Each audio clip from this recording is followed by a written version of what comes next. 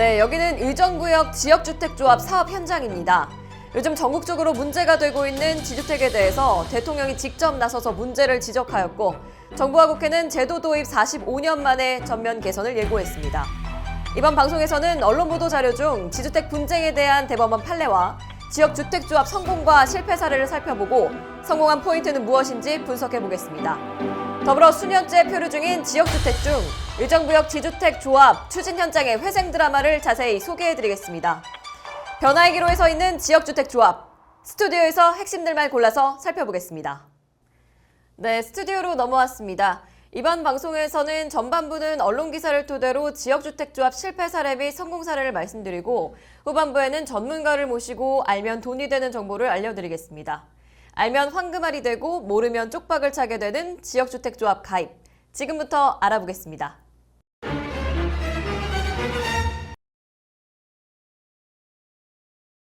네, 언론 보도 기사 중 첫 번째에서 지주택 제도의 부작용과 구조적 취약성에 대해 보도한 내용입니다. 국토교통부 조사 결과 현재 전국적으로 618개 지역주택조합 사업장에 약 26만 명의 조합원이 15조 원 이상 납부된 상태입니다. 그런데 절반이 사업 인가를 받지 못하고 있는 상황인데요. 그 이유는 토지 미확보, 환불 탈퇴 제한, 대행사 자격 미비, 공사비 과다 요구 등 복합적인 분쟁 내용이었습니다. 실제로 경기 남양주, 하남시, 김포 등에서 허위 광고, 토지 미확보 등 조합원 추가 피해 등이 발생하면서 지주택 사업이 연이어 좌초되기도 했는데요. 대법원 판례 내용을 확인해 보겠습니다. 지주택의 분쟁 중 업무 대행비 환불에 대한 대법원 판례 내용입니다. 부산 북구 지역주택조합 사건에서 대법원은 환불 확약서를 제출한 조합원의 반환 요구를 신의성실의 원칙에 어긋난다고 기각하면서 조합원이 패소한 사건입니다. 이 결정은 지주택 사업에서 조합원 가입하려는 자는 업무 대행비는 반환되지 않는다는 것을 정확히 알고 주택조합에 가입해야만 하는 판결입니다. 하지만 두 번째 기사에서는 지나친 부정적 시각과 달리 성공적인 지주택 사례도 존재한다는 사실을 조명했습니다.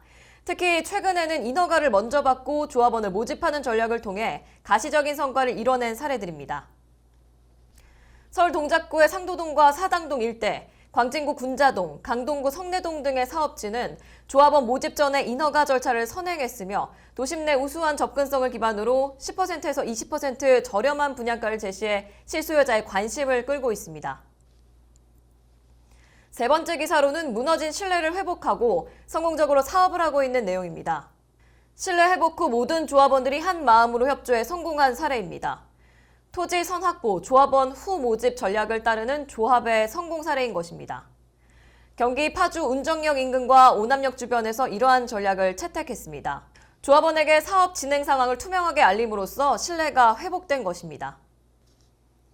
네 번째 기사는 드라마틱한 내용이었습니다. 의정부역 지역주택조합 추진 현장의 회생 드라마입니다. 이 조합은 과거 업무 대행사와 조합 집행부의 미숙한 사업 진행으로 사업이 장기간 표류한 곳이었는데 현재는 재정비 준비를 완료하고 9월부터 새롭게 시작하고 있는 곳을 소개하였습니다. 김종원 추진위원장 인터뷰 들어보시겠습니다. 안녕하세요. 의정부 지역주택조합 추진위원장 김종원입니다. 앞으로 의정부 지역주택조합이 속도감 있게 빠르게 진행될 것으로 예상하고 있습니다. 조합원들의 많은 협조 부탁합니다.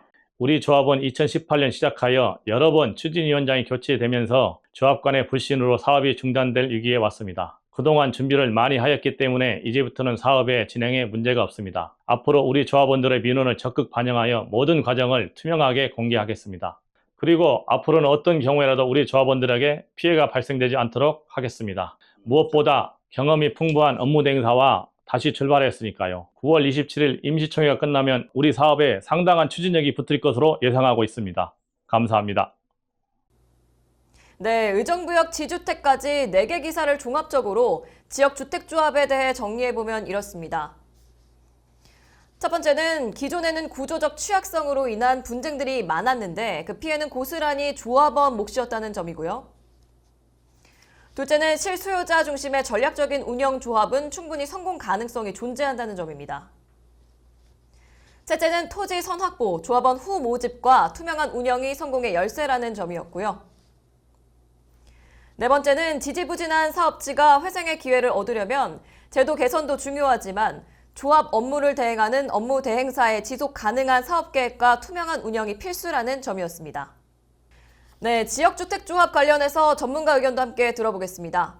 정비사업 등록 업체인 한다종합건설 차봉준 대표님이 함께 자리를 해주셨습니다. 안녕하세요. 안녕하십니까. 자, 오늘의 주제는 지역주택조합에 관계된 문제입니다. 따라서 여러분들 궁금하신 점을 저희가 최대한 상세하게 설명을 드리도록 하겠습니다. 네, 한다종합건설이 정비사업 등록 업체죠? 네, 그렇습니다. 네. 종합건설업체이기도 하고요. 저희가 정비사업 등록업체이기도 합니다.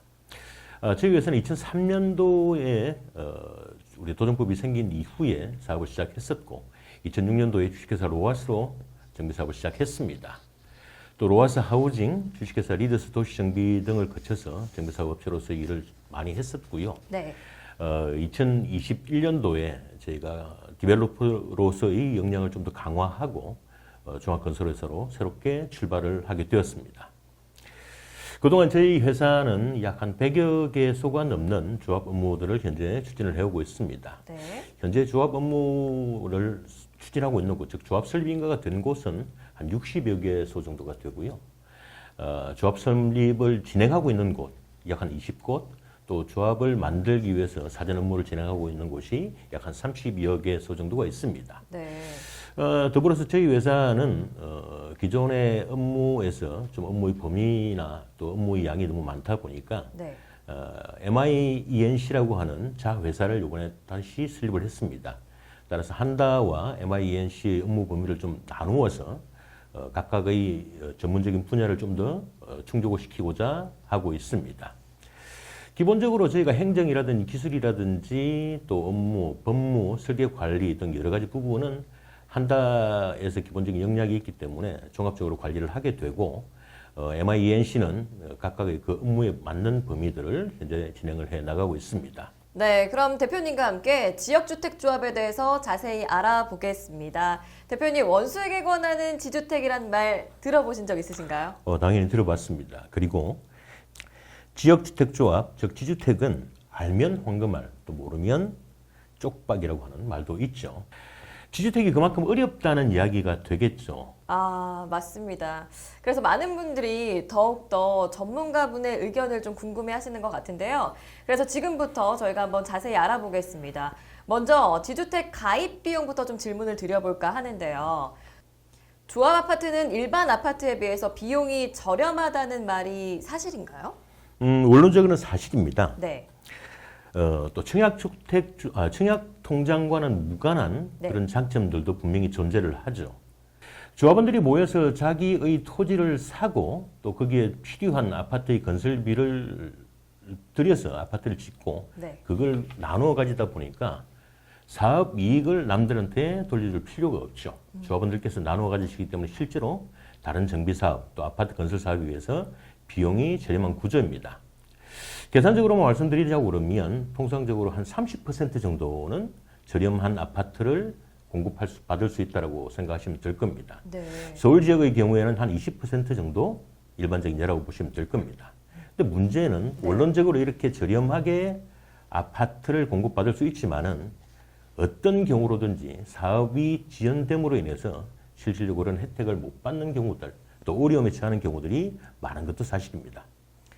네, 말씀대로라면 이 지주택 조합원으로 들어가지 않을 이유가 사실상 이제 별로 없어 보이는데 어떻게 생각하시나요? 지주택 사업을 하게 되면 좋죠. 앞서 설명드린 대로 가장 저렴하게 아파트를 공급받을 수 있는 길이 되는 것이고 그렇죠. 또 로또보다 힘들다고 하는 청약도 필요가 없으니까 네. 상당히 좋은 구조인 사실입니다. 근데 앞서 설명드린 대로 여러 가지 경우로 사업이 지연되거나 또 뭐 업무 대행사의 업무 미비, 조합의 불합리한 구조 등으로 인해서 사업이 많이 어려워질 수 있습니다. 이런 어려운 점들을 정확하게 본인들이 판단을 하고 좀 괜찮게 사업이 진행되는 곳들을 가입하는 것이 실질적으로 가장 중요한 부분이라고 보시면 될 겁니다. 네, 맞습니다. 탈퇴자들에게 업무 대행비는 환불되지 않는다고 해서 좀 말이 많은데요. 이 부분은 대법원 판례도 있습니다. 도대체 왜 환불이 안 되는 건가요? 이게 그 리스크를 줄이기 위해서 가장 잘 살펴보셔야 될 부분입니다. 네. 앞서 설명드린 대로 이 사업은 우리 조합원님들께서 비용을 지불하고 본인의 사업으로 진행하는 겁니다. 그럼 사업이 진행될 때 가장 큰 부분은 결국 토지비와 인허가에 관계되는 비용들, 공사비가 될 거죠. 그렇지만은 우리 조합은 또 조합원들께서는 이 업무에 대해서 전문가들이 아니실 수밖에 없습니다. 그렇죠. 반드시 조력이 필요한 시기 되겠죠. 이걸 업무 대행사들이 그 업무를 대신해서 해주게 됩니다. 근데 이 업무 대행사들이 여러 가지 상황으로 그 업무를 제대로 추진을 못하게 되면 조합은 당연히 어려워질 수밖에 없습니다. 네. 가장 큰 것이 업무사들의 업무 미숙. 두 번째로는 그 업무사들이 본인 회사의 이익을 추구할 때 생기는 손실 등이 클 수밖에 없습니다. 업무 대행사의 업무가 미숙해지면 조합은 제대로 된 업무의 보조를 받을 수가 없게 되겠죠. 그렇죠. 그럼 사업이 지연되죠. 네. 지연된다는 것은 결국 우리 조합원님들의 호주머니에서 나올 사업 추진 비용들이 더 커질 수밖에 없습니다.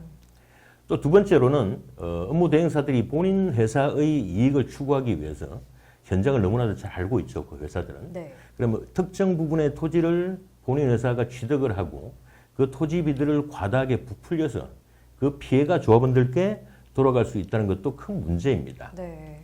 조합원들께서 나누시는 지불하시는 금액은 크게 업무 대행료와 네. 또 두 번째는 아파트의 분담금이 되겠죠. 그렇죠. 이 분담금은 변동이 사실은 없습니다. 근데 업무 대행료는 그 업무 대행사가 업무를 진행하는 데 들어가는 비용이게 되겠죠.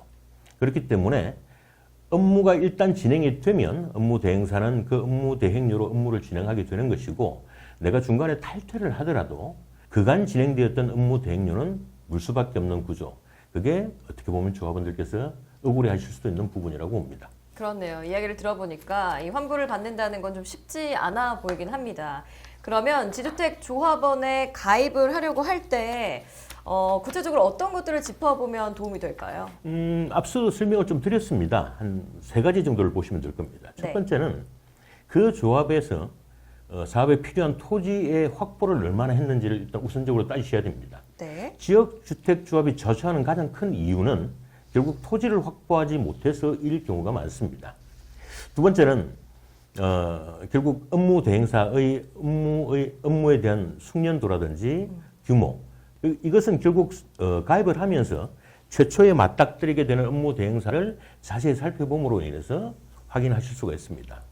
마지막으로는 업무가 어느 정도까지 진행이 되었는지를 보시는 겁니다.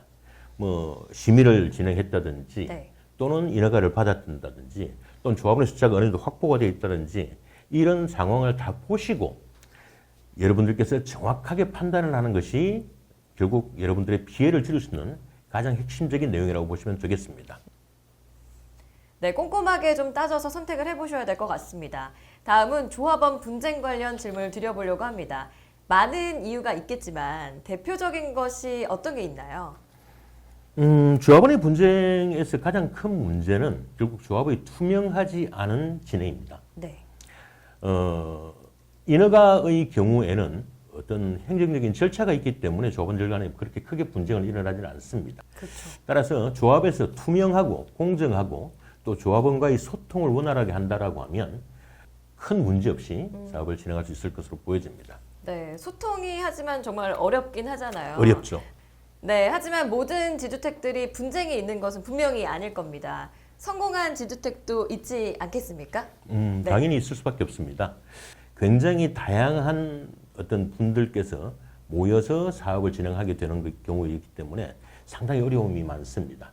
특히나 작은 필지들을 모아서 하나의 단지로 만드는 것도 어렵죠. 그렇죠. 서울에서도 실제로 성공한 케이스들이 그렇게 많이는 없습니다. 네.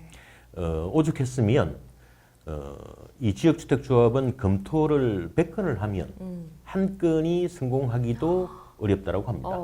그 정도로 어려운 사업인 건 분명한 사실입니다. 반대로 이 어려운 현장들을 제대로 정상화시키는 곳들도 있습니다. 네.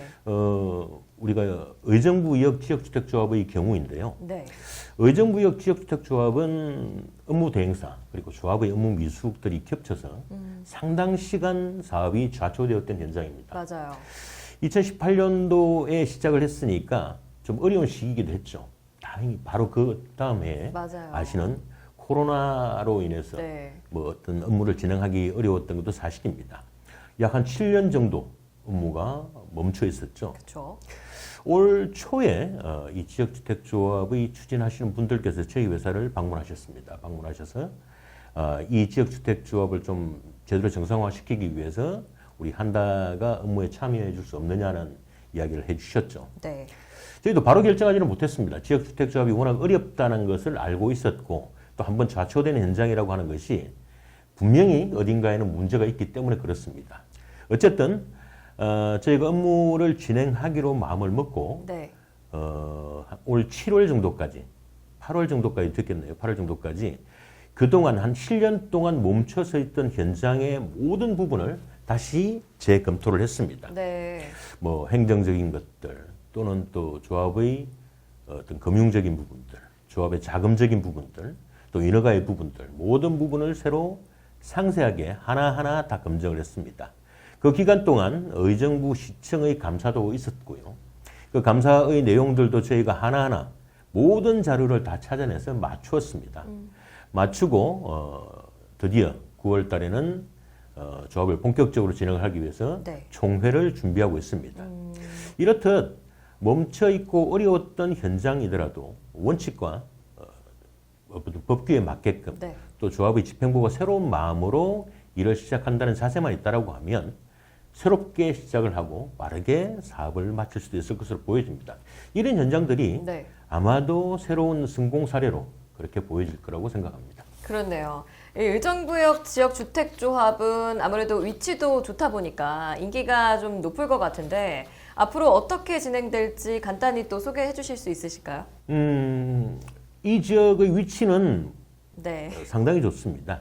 의정부역에서 바로 한 50m? 맞아요. 뭐 이 정도 거리에 있죠. 네. 특히나 의정부역은 GTX 노선이 새로 개통됨으로 인해서 강남 생활권이 바로 눈앞에 다가가게 됩니다. 네.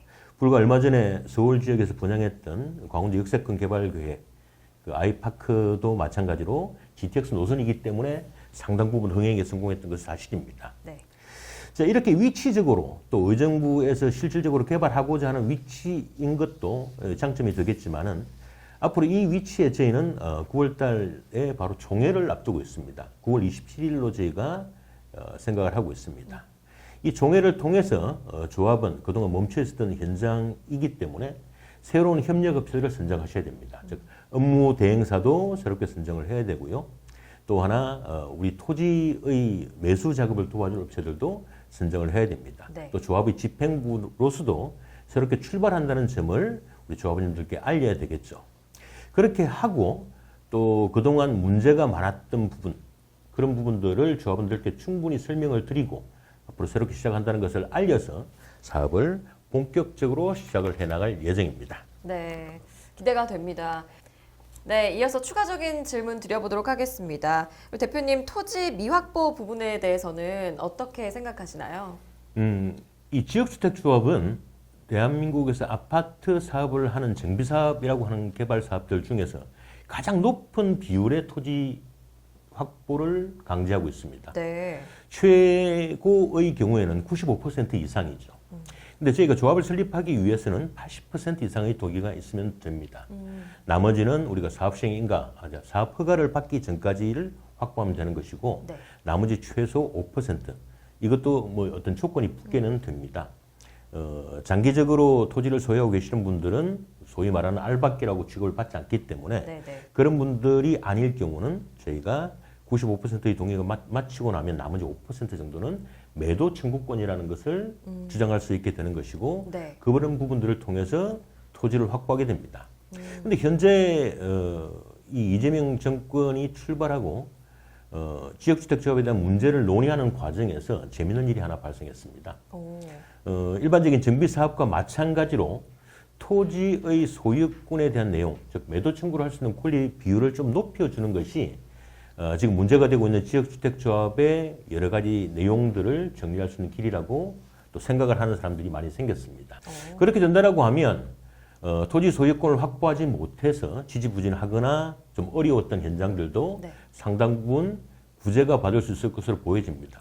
결국 이것은 앞서 하셨던 전국적으로 약 16조라고 하는 금액이 지역주택조합에 묶여 있고 그렇죠. 그분들이 피해를 받고 있는데 그 가장 근본적인 원인이 결국 토지의 소유권 확보가 되지 못하고 사업이 좌초되었을 때 네. 그분들이 그 막대한 금액이 손실금으로 돌아오기 때문에 그 사업을 진행할 수 있는 길을 조금 더 열어주고자 하는 방법이라고 생각됩니다. 물론 최종적으로 법령이 결정되어야 되고 적용이 되어야 되겠지만은 이런 부분을 통해서 지역주택조합도 조금 더 활성화될 수 있는 길이 열릴 것으로 저희는 기대하고 있습니다. 네, 잘 들었습니다. 저희 그러면 다음 질문으로 들어가 보도록 하겠습니다. 우리 업무대행사와 조합원과의 분쟁도 좀 많이 일어나는 편인데요. 조합원과 분쟁 시 법적인 책임은 누구에게 있을까요?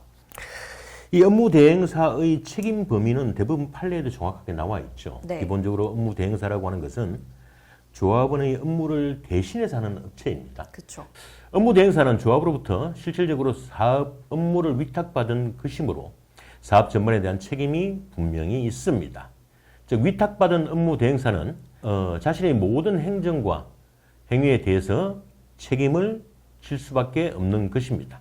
업무대행사는 우리 업무를 우리가 전문적인 지식을 모르니 도와주는 업체다라고 생각하시고 네. 본인들께서 이 사업에 적극적으로 참여하는 것이 결국 사업의 실패를 줄이는 길이라고 생각됩니다. 네, 잘 들어보았습니다. 네, 지금까지 한다종합건설 차봉준 대표님과 함께하였습니다. 그리고 지주택 관련해서 정부와 국회가 주택법 개정을 추진한다고 합니다. 앞서 말씀드린 바와 같이 국토부 자료를 보면 전국적으로 약 25만 명의 조합원들이 16조 원이 넘는 금액이 납부된 것으로 조사됐습니다. 그런데 사업이 수년 동안 지연되면서 엄청난 민원이 발생된 것이죠. 이 상황이 이렇다 보니 대통령까지 나서서 제도에는 문제가 없는지 살펴보고 있고 정부와 국회에서도 팔을 걷어붙이고 있는 것 같습니다. 정부와 국회의 노력으로 지역주택조합이 부실 사업으로 낙인 찍히는 시대가 아니라 이제는 조합의 준비성과 투명성을 중심으로 재평가되는 시대로 접어들고 있습니다. 네, 다음 시간에는 좀 더 자세한 내용으로 지역주택조합의 현장 탐사를 진행하도록 하겠습니다. 이상으로 탐사보도를 마칩니다. 아나운서 남국민이었습니다.